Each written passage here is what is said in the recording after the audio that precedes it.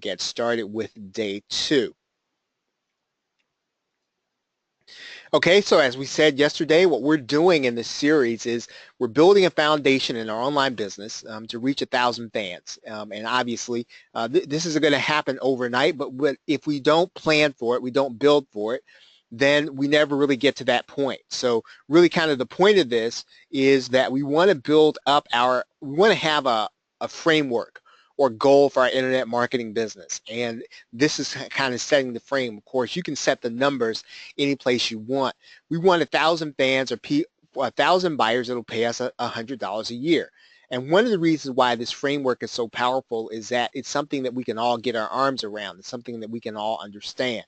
And it's based on the article by Kevin Kelly at kkgot.org. If you have not read that article, I want you to go over there and read it. It's a short read, and it is very good, and I think it is indicative of what we need to do as creative people, as people who basically create things with our brains and our minds, and then we expect and we want people to pay us for it. Right? And we want to be well paid, and we want to do it in a way that allows us freedom, not just to grow, but also to be able to invest back into ourselves, invest back into our family, and then to see our business get to the point where it really is doing what we want it to do. It moves in lockstep with the 80-20 rule, where we have, typically you're going to have 20% of your customers or clients that do 80% of your business. It actually does really move in lockstep with it. So I think you'll see that over the course of this series. And we're going to be using and leveraging resale rights and private label rights content to help us to attain this. And this is what makes our challenge probably a little unique. So there are lots of 30-day challenges. There are lots of challenges, even with PLR. We are going to be talking about branding. And I know that there are a lot of tutorials and a lot of content out there that will show you kind of how to repurpose PLR and even how to get it in gear. In fact, we just did the PLR playbook that showed you how to do some of that. So we're going to put our assets in place to go beyond list building, what I call going beyond list building. So we want to go beyond having a list as big as we want, right? We want to have a gazillion person list only because it'll help us to find our 1,000 true fans. I mean, that's really where we want to start doing and operating here in this series. Okay, so Karen, Karen asks, where can I go to watch a replay on the series? Karen, my YouTube channel right now has all of the videos. If you head over to youtube.com /gain mindshare, you can see the other calls in the series. And actually what we have done is we did 2 warm-up calls. So we did some pre-30-day challenge calls. All right, so we're going to put the assets into place to go beyond list building.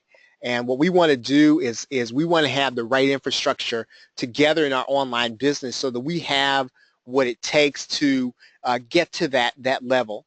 And you do have to have the right stuff in place, right? I mean, what always happens to, I think, online marketers is it's always when you actually start seeing a lot of money sometimes, it's a shock, right?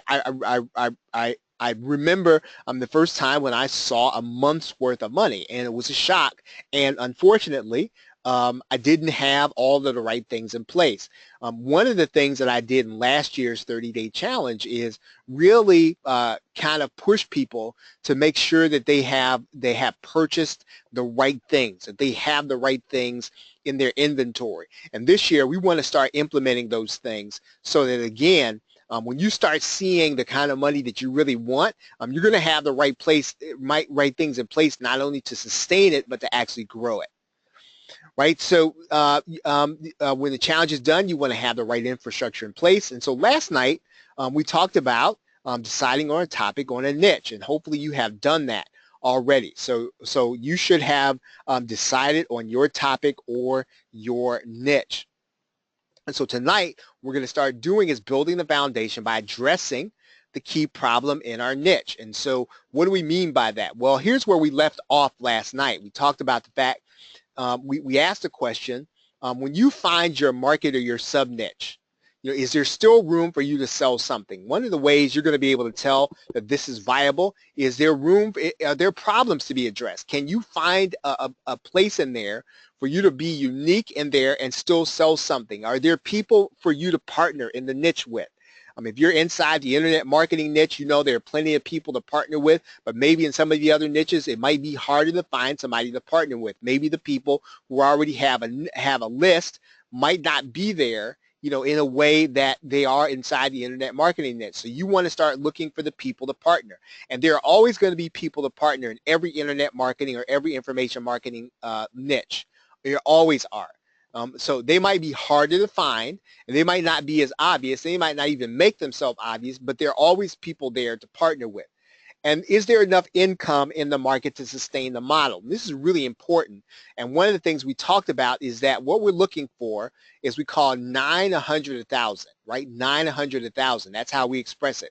$9 monthly. That's how much a person needs to spend with you on a monthly basis. You want to have your 1,000 true fans spending at least $9 with you monthly, or $100 annually. So however you get to those two numbers is fine. You just want to have 1,000 people doing that, and you want to have those 1,000 true fans. Of course, those 1,000 true fans are the people that they can't wait for your next release, right? They want what you have. They're looking in anticipation with what you have because you resonate with them, you provide value to them, and you speak their language. And so you have to find those people, because what happens is when you begin to find those people, first of all, it's a lot more pleasurable doing business. Second of all, you find that you will then be able to diagnose their problems easier because you know them, right? And so of course, we also asked last night, is there a place where you can test the market? Is there a place where you can put your offers in front of people so that you know whether or not you're getting the right problem or not? So you want to find that place where you can test your offers. And then the last question we asked last night was, is there a series of pressing problems for you to solve? And when you find that there's a series of pressing problems for you to solve, and again, you don't have to know the answers to those problems. You don't have to know the answers to all of them. I mean, it helps, right? If you're already the expert and you know the answers, that's fantastic, right? But if you don't know them, that's fine. We're going to talk about that tonight. So is there a series of pressing problems for you to solve in the niche? And more than likely there is. In the internet marketing niche, there's nothing but problems for you to solve, right? That's how people generate income every day. And so what we talk about now is addressing the pressing problem, right? How do you address the pressing problem? So you know what the problem is, right? You should already have your topic area, and if you're still kind of stuck on last night, you should be getting close to that topic area. Most of us probably know what our topic area is, our general market area and topic area. We should have decided on a niche already in a market. And so what we need to address now, you don't have to address all of them. Just pick one pressing problem in your niche, right? What's one pressing problem? I mean, if you're in the low carb dieting niche, what's one pressing problem inside of that niche that people are anxious to solve? If you are inside of the parenting niche, what's one pressing problem that people are trying to solve? If you are inside of the CPA marketing niche, what's one pressing problem that people are trying to solve? You only need to solve one of them, right? Because there's always going to be more, but you want to start by addressing one pressing problem. One, right? Pick one, and if you can, pick the most stress. Pick the one that people are having the most problem with over the longest period of time. Pick the biggest problem, right? That people just cannot seem to overcome. They can't seem to understand how to get over it. Whatever it is in your niche, pick that one problem, right? The biggest one. And so you want to start thinking about this, right? How do you best communicate to people? And this is really important. Now, and just for tonight, I know that, yes, you can repurpose stuff into any form, but I want you to start thinking about what's the best way you communicate. Are you good audio, right? Can you are you good maybe in front of people, but you just don't want to be in front of the camera? Maybe audio is your way. Do you like something like podcasting? Do people like to listen to you? Are you an audible person? Can you talk to people, right? Is that your way of communicating with people? Are you a phone, are you a phone person, right? My wife is not a phone person, right? I'm not a phone person, but I'm an audible person. I like audio. I like to listen to things and I like to talk about things. I don't necessarily want to be in the front of the camera, right? As you see right now, right? I'd rather be behind the screen. I've been here for 10 or 15 years. That's where I prefer it, right? But maybe you're different. Maybe you're not audible. Maybe you don't like talking to people to discuss things. Maybe you're visual. Maybe you like being on camera. Is that you? Right? Is that you? Are you good on camera? Do you like Facebook Live? Do you like doing YouTube videos? Are you a big ham? Do you like you like taking pictures? You like people to be you like seeing yourself on Facebook? You like listening to yourself while you're on video? Maybe you best communicate through video. That's fine. Do you best communicate through writing? Right? Maybe you're a writer. Right? Maybe you best communicate by writing and you are, maybe whether or not you're a blogger or not, right? Maybe at your job, you don't have any trouble writing memos. You don't have any problems write emails. People come up to you and say, boy, that was really well written. I really get that when you write it. Is that you? Right? Maybe that's you. And so find the way in which people hear you the best. Right? Are you a good communicator? One of those three ways. And find the way that you best communicate. And you can be good at all three, but find the best way for tonight. I want you to think about the best way that you communicate. And the reason we want to do this, and one of the things I also want you to think about is, and this is really important.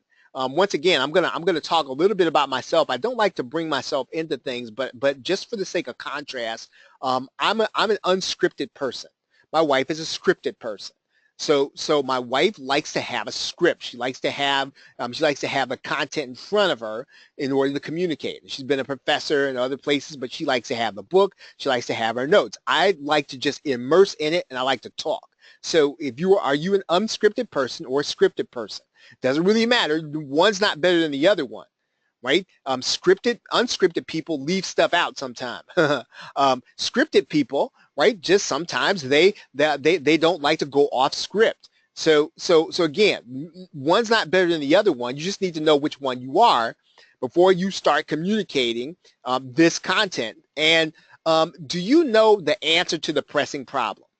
Right now, we've talked about addressing this need or this pressing problem in your niche, whatever it is. What is the pressing problem? Do you know the answer off the top of your head? Now, if you know the answer, that's fantastic, because then putting what we're going to talk about here together is going to be just flat out easy to you, right? Address this pressing problem. So how do you address this problem? So if I don't know the answer, right? Let's say I don't know the answer to the problem.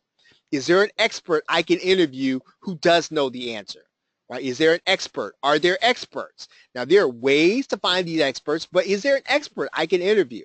Because if so, I'm going to be able to create the content. I'm going to have the expert help me to create the content by interviewing them, by questioning them, by talking them through, helping them to help me to help the people that are going to be listening to me, right? Is there an expert I can interview? Are there books I can read and quote the authors?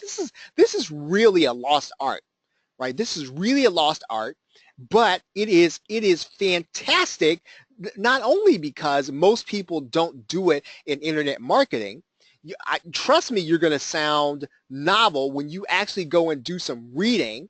You go to your public library, you actually go and get some books. Now, I've always heard that people say that, well, books are outdated and the internet has all this great information.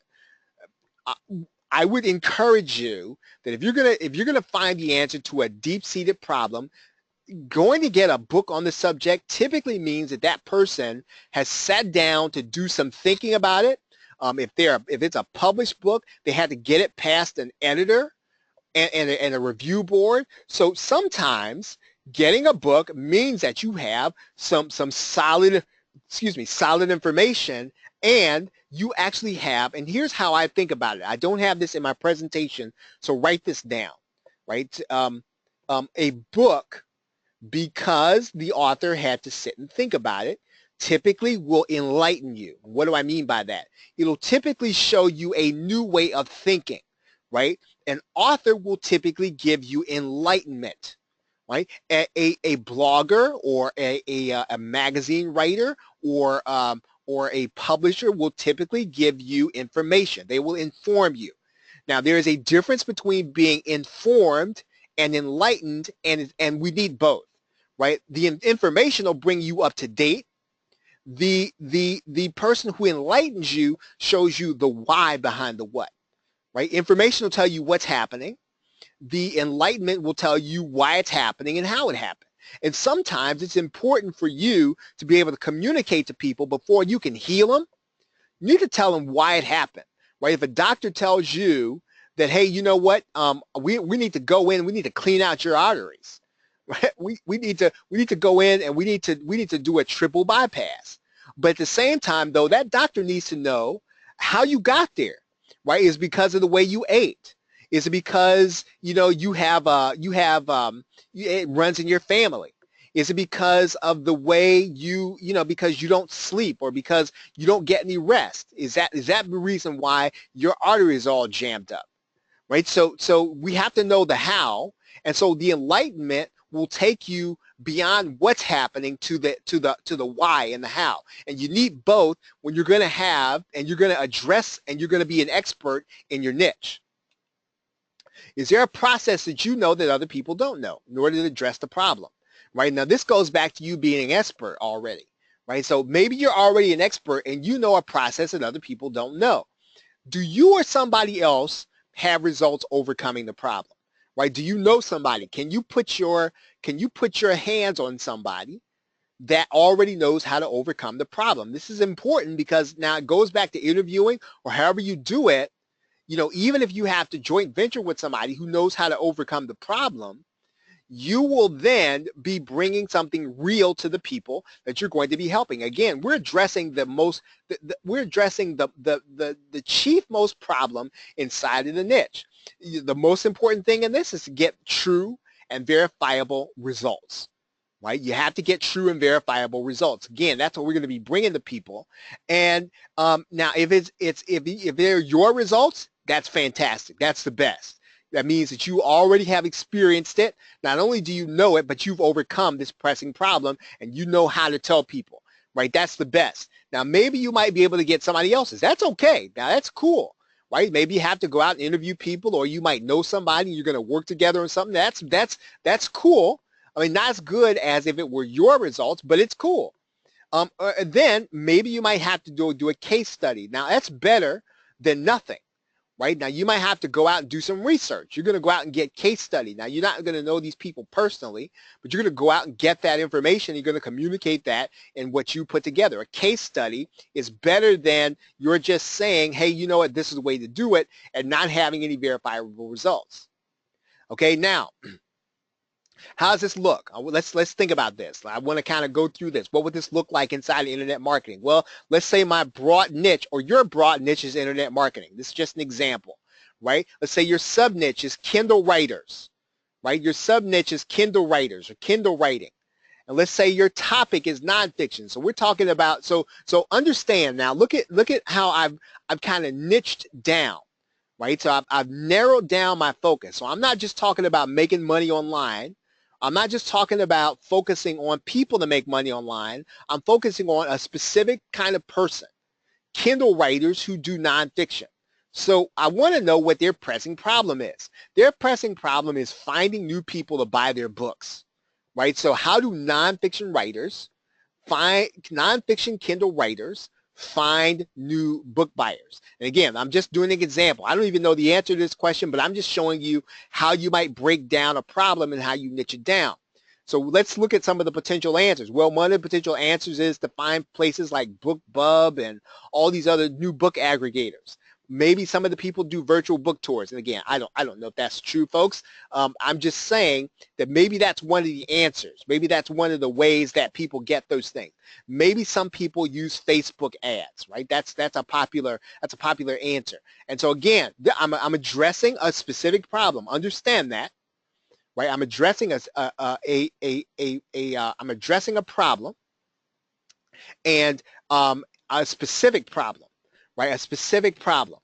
And then I'm also maybe they're using Amazon ads, right? Maybe they're using Amazon ads. Maybe that's how they are actually getting these new book buyers. Okay, so now your answer, right? Your answer is going to be, right, finding new buyers for your nonfiction book with Facebook ads. That's the answer you're going to provide to people.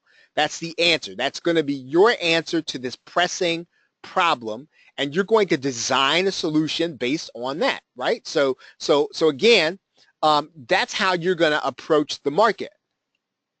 So what you're going to do now is you're going to outline the steps to that, right? What's the step? What are the steps involved?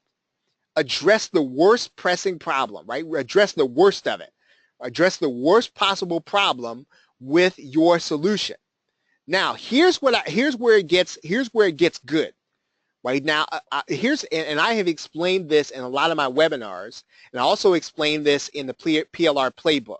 And I want you to understand this. What you need to do is to buy the basics and then fill in, right? Buy the basics. What do I mean by buying the basics? You go out and you buy your PLR content based on Facebook ads, right? You need to go out then and you would go and get all the PLR content you could buy on written content you can get on Facebook ads. You'd go out and buy some video training on Facebook ads. Again, you're buying the basics because what you want to do is focus on the problem.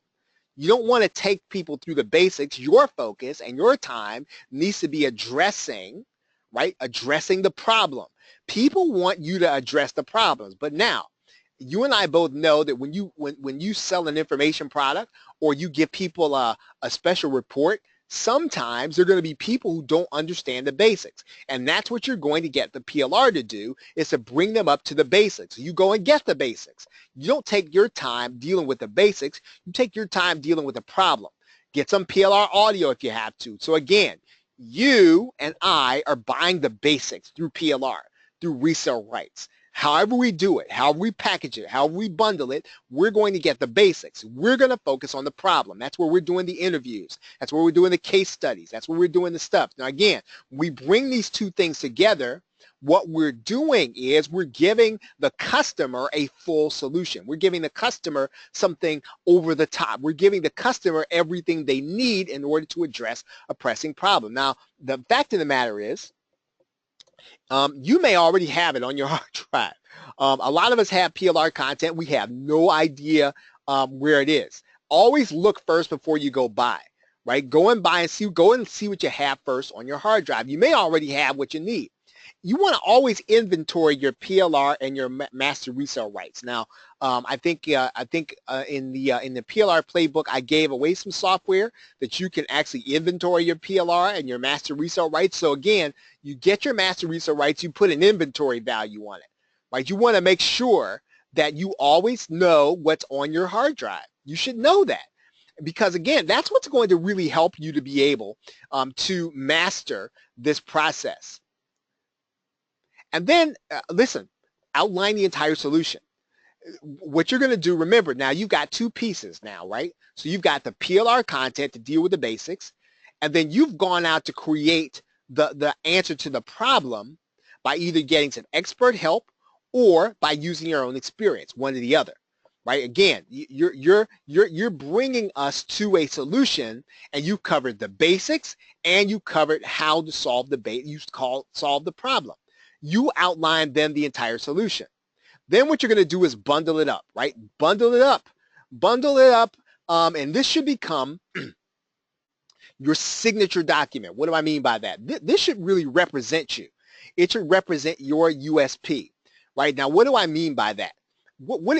And this is a vital question that we're gonna discuss over and over again, and it is, your unique selling proposition is not a tagline. I think I said that before.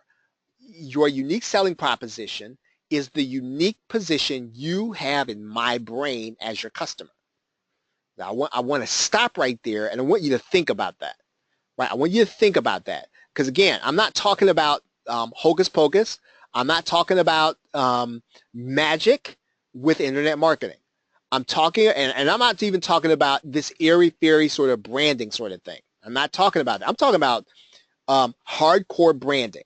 So what space do you occupy in my brain? Where do I have you? Where do you sit in my brain? What do you provide that puts you in certain position in my brain?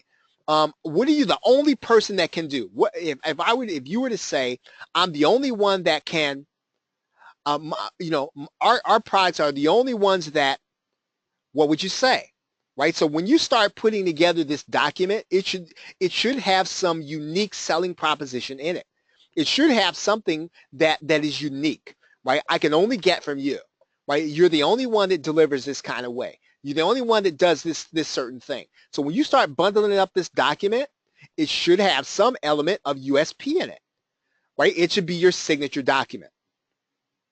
And then what are you going to take to the market? Well, then you want to make sure it's packaged in the form your target wants, right? So, if your people primarily are going to be in their mobile device, make it easy for them to get it, right? Again, this is going to be your opt-in report, your free report, what they're going to get when they first meet you. Make sure now your opt-in report ought to be awesome, whatever it is, right? You ought to solve a hard problem.